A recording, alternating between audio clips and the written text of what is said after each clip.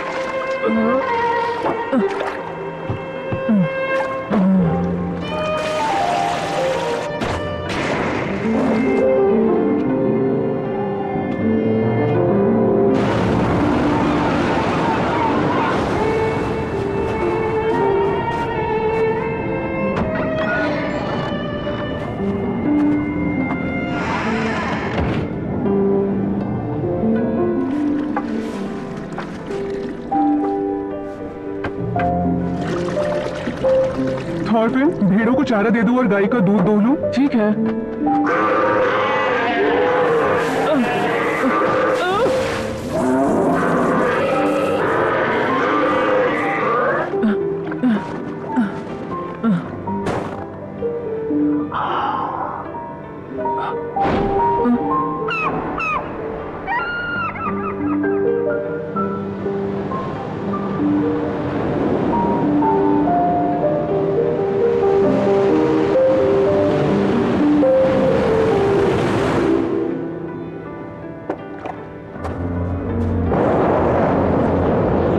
से चलने के बाद हमारा जहाज दक्षिण की तरफ और आगे बढ़ा। वहां की जमीन ज्यादा अच्छी है, ये हमें हवा के जरिए पता चल रहा था।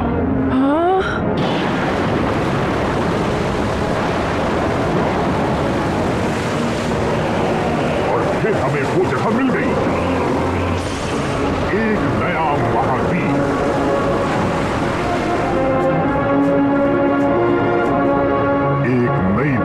जहां फलों की भरमार थी और धरती घास से ढकी हुई थी। उस धरती का नाम मैंने रखा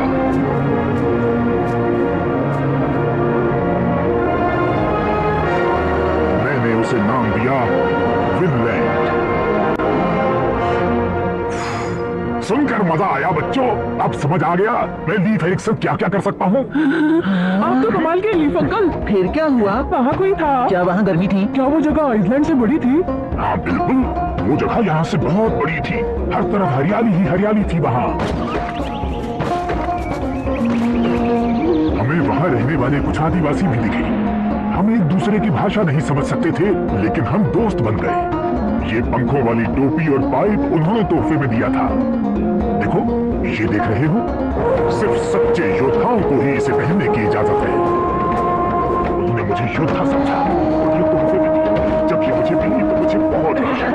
कमाल है। ये क्या, बच्चे अभी तक जाग रहे हैं, सोए नहीं? से छुकर देख सकता हूँ। इसलिए क्योंकि मैं चाहती थी कि वो लीफ की कहानियां सुने। सिर्फ सच्चे योद्धाओं को। आप तो सचमुच बहुत कमाल के हैं। अच्छी है ना, तुम अच्छे बच्चे हो थॉर्फिन। बड़े होने पर मेरे साथ जहाज पर चलोगी? क्या? मुझे अभी जाना है। क्या अभी? हाँ? मुझे तो ये झूठ लग रहा है लीफ अंकल। मेरे दादाजी ने बताया था कि पश्चिम की तरफ जॉर्मुनगंड रहते हैं और पास आने वाले किसी भी जहाज को निगल जाते हैं और उससे आगे कुछ भी नहीं है। बिल्कुल ठीक कहा। इसीलिए तो तुम्हें समझना चाहिए कि मैं क्या क्या कर सकता हूँ। देखो, ये इस बात का सबूत है कि मैं सच्चा योद्धा हूँ। आप योद्धा नहीं है, आपने कोई लड़ाई नहीं लड़ी। तुम कुछ नहीं समझते। सिर्फ लड़ाई के मैदान में जाने वाले ही योद्धा नहीं होते। नाविक हमेशा समुद्र की लहरों से लड़ते हैं, उनसे जूझते हैं। हाँ पता है। क्या पता है? सब कहते हैं कि आपकी मूछें तो हैं लेकिन आप बच्चों जैसे हैं। आप इधर उधर तो जाते हैं पर लड़ाई में फिसड्डी है। तुम्हें विश्वास नहीं करना ना करो। थॉर्फिन, तुम्हें तो मुझ पर विश्वास है ना? तो तुम्हें भी लगता है कि मैं बस इधर उधर घूमने वाला बूढ़ा हूँ जो लड़ नहीं सकता? क्या तुम्हें भी मुझ पर विश्वास नहीं है? तो मेरे पिताजी एक सच्चे योद्धा हैं और मुझे इस बात पर पूरा विश्वास है। सुनो थॉर्स, ये बच्चे सोचते हैं कि मैं पागल हूँ, इन्हें समझाओ कुछ। चलो, आज के लिए इतना काफी है। मेरी बात सुनो एरी, चलो इन सबको घर भेज दो। ठीक है, अभी भेजता हूँ। चलते हैं, फिर मिलेंगे। बाय।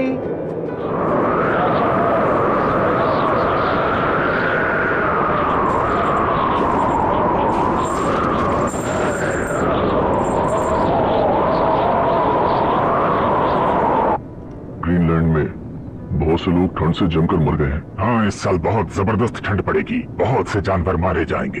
परेशानी ये है कि जैसे जैसे उम्र बढ़ती जाती है, ठंड सहना मुश्किल हो जाता है। इन्हें लाने के लिए शुक्रिया। सिर्फ ये दोनों हैं जो कमजोर होते जा रहे हैं। तुम्हें ठंड लग रही होगी इल्वा, आओ आग के पास आकर बैठ जाओ। मुझे नहीं बैठना, सो जाइए माँ, नहीं तो आपको ठंड लग जाएगी। मैं बिल्कुल ठीक हूँ, जरा भेड़ों को बांधने में मेरी मदद कर दो। ठीक है। यहाँ जिंदगी मुश्किल हो गई है। सही कहा। कभी ऐसी सर्दियाँ भी आ सकती हैं कि कोई जिंदा ही ना बचे। मेरे देश में मेरा भाई किसी दूसरी जगह जाने की सोच रहा है। वो जगह दूर होगी ना? कुछ खास नहीं, मैं आना जाना एक साथ कर लेता हूँ। चलो आगे बढ़ो, चलो, हमें जल्दी पहुंचना है। मास्टर, वो देखिए उधर क्या है? एक मॉन्स्टर? नहीं, खत्म करो उसे। जी हाँ। अरे नहीं, इसने तो मुझे पकड़ लिया। छोड़ो मुझे, छोड़ो मुझे, छोड़ो। तुम यहाँ क्या कर रहे हो? जाकर अपने बिस्तर पर सो। क्या? पर ये बिस्तर मेरा है।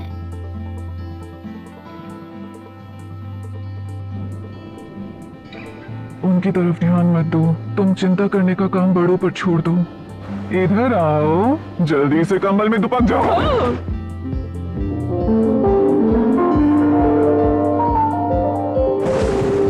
बहुत काम है। सुनिए पिताजी, हम लोग कोई गुलाम क्यों नहीं रख लेते? माँ की तबीयत ठीक नहीं है, मुझे घर के कामों में मदद करनी पड़ती है। हम गुलाम नहीं रखते, तुम हर साल यही पूछती हो।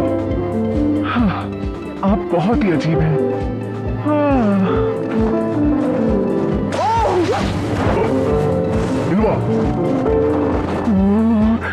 लगा था जैसे मर जाऊंगी। चोट तो नहीं लगी ना? मैं ठीक हूँ। क्या हुआ? लगता है नीचे कुछ है। हिलवा?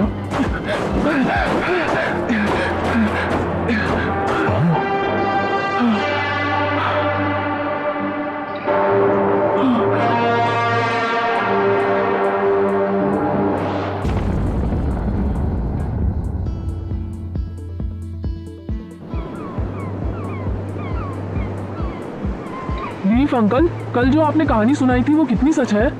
ये क्या कह रहे हो? पूरी कहानी सच है। तो मुझे जहाज पर ले चलिए, अगर मैं देखूंगा तो विश्वास हो जाएगा। शरारती, तुम जहाज पर जाने के लिए ऐसा कह रहे हो? अगर तुम्हें जहाज पर जाना है तो अपने पिताजी से पूछो। देखो, हमारा लड़ाई का जहाज वहाँ खड़ा है जिसे हम कई पीढ़ियों से इस्तेमाल कर रहे हैं। मुझे यकीन है तुम्हारे पिता तुम्हें ये दे देंगे। पिताजी बहुत अड़ियल हैं, जब भी पूछता हूँ मना कर देते हैं। वो अड़ियल नहीं है। हाँ? जानते हो थॉर्फिन, समुद्र बहुत खतरनाक होता है। जब मैं जवान था तो एक बार समुद्र में जमी बर्फ में फंस गया था। मैं तब ग्रीनलैंड आया ही था। मैं लापरवाह था। जल्द ही हमारा खाने का सामान खत्म हो गया। अपनी भूख मिटाने के लिए हमें बर्फ खानी पड़ी। फिर बर्फ की वजह से हमारी नाव टूट गई। समुद्र पर जमी बर्फ पर चलने के सिवा हमारे पास कोई रास्ता नहीं था।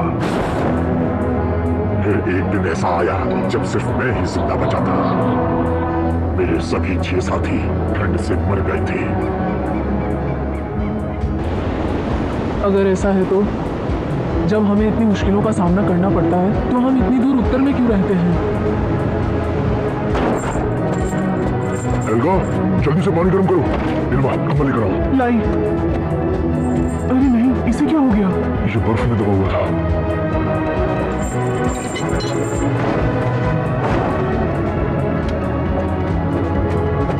देखकर डर लग रहा है। क्या हुआ है इसे?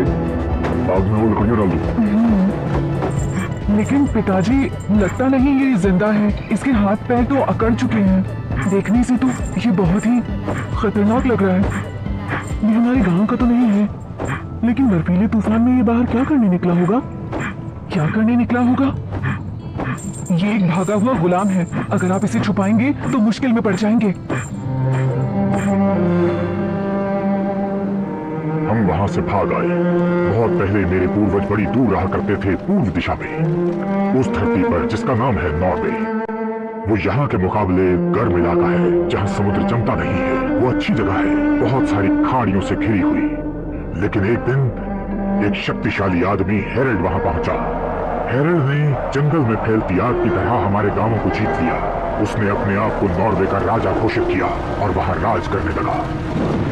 उसने लोगों को मजबूर किया कि वो या तो राजा का कहना माने या नॉर्वे छोड़कर चले जाएं। बहुत से लोग हेरल्ड के अत्याचारों से परेशान थे। वो हेरल्ड की पहुंच से दूर एक दूसरी जगह चले गए, और वो दूसरी जगह है ये आइसलैंड। ये झूठ है। मुझे पता है आप झूठ बोल रहे हैं। मेरे पिताजी और पूर्वज कायरों की तरह भागकर आए हो? ऐसा हो ही नहीं सकता।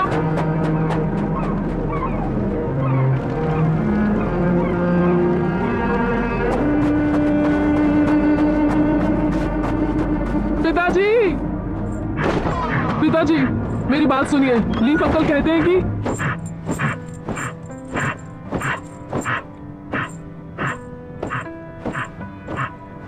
थॉर्फिन, तुम खेल कर आ गए? ये कौन है माँ? ये किसी का गुलाम है, भागा हुआ। इसे होश आ गया। सुनो, तुम्हारा नाम क्या है? मुझे ठंड लग रही है। अरे आग, इल्वा, आग को जलाए रखना। अच्छा ठीक है। बताओ, तुम यहाँ किस जगह से आए हो? क्या तुम मुझे फिर से उसी जगह पहुंचा दोगे? हाफ डन के घर में। बोलो। Half done? तो तुम पहाड़ के दूसरी तरफ से आए हो? मुझे वहां रहना पसंद नहीं है, मुझे नफरत है। लेकिन उस जगह के अलावा कोई और ठिकाना नहीं है।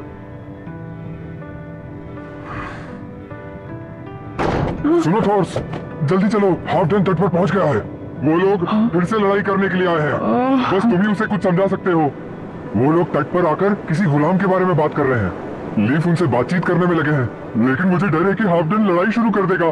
जल्दी हमारे साथ चलो।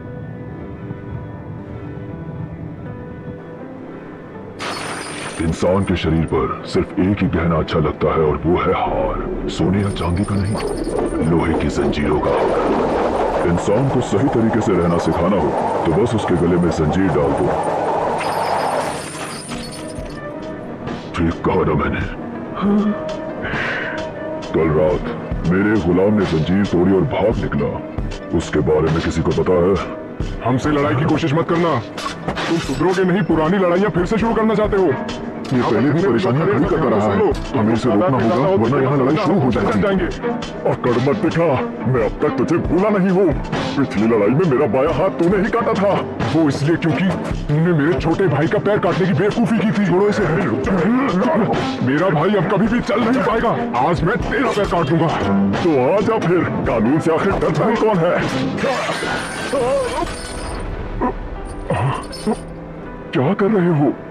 मैं तुझे बांध दूंगा। मैं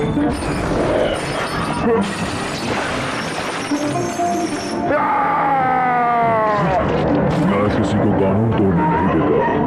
कानून एक जंजीर है। अगर किसी इंसान को कानून सिखाना हो तो उसे कानून से ही बांध दो। हमेशा याद रखना, जो गुलाम भागा है वो जवान गुलाम है। क्या किसी ने उसे देखा है?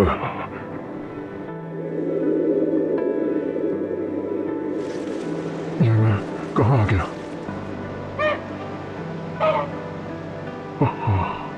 मैंने इतनी शांति आज से पहले कभी महसूस नहीं की। खुद को संभालो, होश में रहो, जागते रहो वरना मर जाओगे। शांत हो जाइए। पिताजी, माँ, दीदी, तुम सब यहाँ पर थे। मुझे तुम्हारी चिंता हो रही थी। हम सबको अलग अलग जगह बेच दिया गया था। मैं कहाँ पर हूँ और क्यों हूँ, मुझे कोई बताए।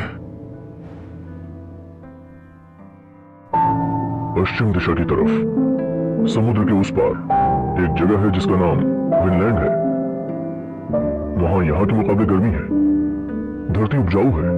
वो ऐसी धरती है जहां ना गुलाम है ना लड़ाइयां। क्या कहते हो? सुनो, किसी दिन वहां आना और फिर तुम हमारे साथ ही रहना। क्या कहा? विनलैंड? समझ गया। इस जगह का नाम है विनलैंड।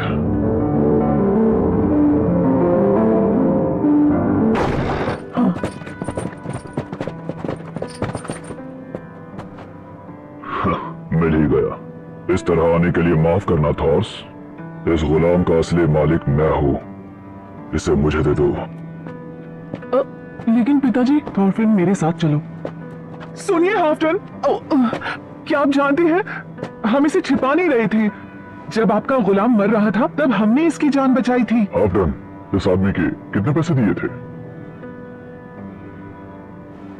पिताजी, आप ये पैसे की बात क्यों कर रहे हैं? 2 भेड़ें दी थी, वो भी जवान मादा। इसे मुझे दे दो 3 भेड़ों में। बोलो हाफटन।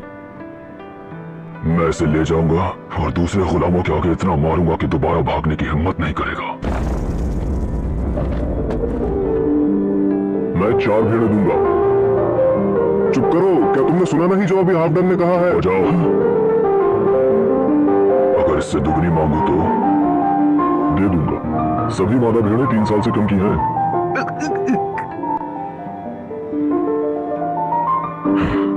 8 भेड़ें एक अधमरे आदमी के लिए फायदे का सौदा रहा। तो क्या हमें 8 भेड़ें देनी पड़ेगी उसे? मुझे यकीन है तुम सोच रहे हो कि तुमने इसे जंजीरों से आजाद कर दिया, लेकिन अब इसे लेकर कहां जाओगे? भेड़ें कौन सी लेनी है ये मैं पसंद करूंगा।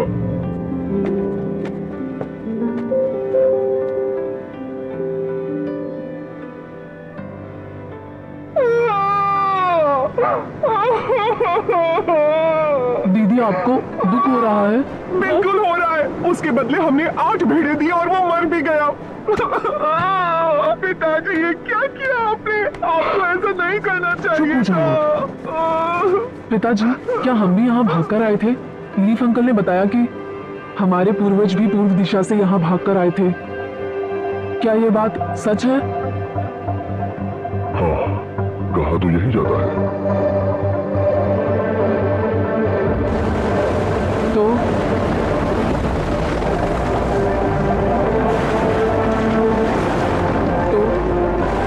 जो यहाँ से भाग जाना चाहते हैं वो कहाँ जाते हैं?